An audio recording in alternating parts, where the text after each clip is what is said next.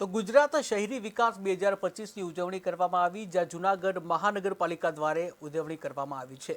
ત્યારે ગુજરાત રાજ્યના કૃષિ મંત્રી રાઘવજી પટેલ પણ ઉપસ્થિત રહ્યા હતા, જ્યાં 61 કરોડના વિકાસ કામોનું લોકાર્પણ અને ખાતમુહૂર્ત કરવામાં આવ્યું। ત્યારે સીધી ભરતીના કર્મચારીઓને પણ નિમણૂક પત્રક આપવામાં આવ્યા છે। સફાઈ કર્મચારીઓને સારી કામગીરી બદલ ચેક અર્પણ કરવામાં આવ્યા છે। ત્યારે કૃષિ યુનિવર્સિટી ખાતે મોટી સંખ્યામાં લોકો ઉપસ્થિત રહ્યા।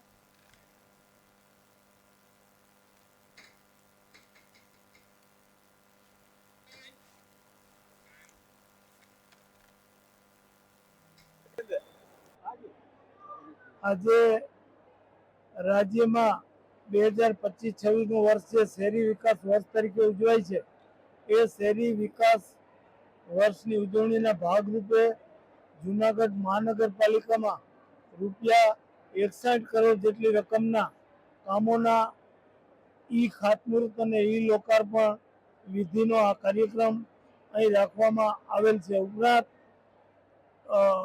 નવા નિયુક્ત પામેલા મહાનગરપાલિકાના કર્મચારીઓને નિમણૂક પત્ર આપવાનો કાર્યક્રમ અને સારી કામગીરી કરનાર સફાઈ કામદારોને પુરસ્કારથી સન્માનિત કરવાનો કાર્યક્રમ એમ ત્રિવિધ કાર્યક્રમ આજે મહાનગરપાલિકા દ્વારા યોજવામાં આવેલો હતો।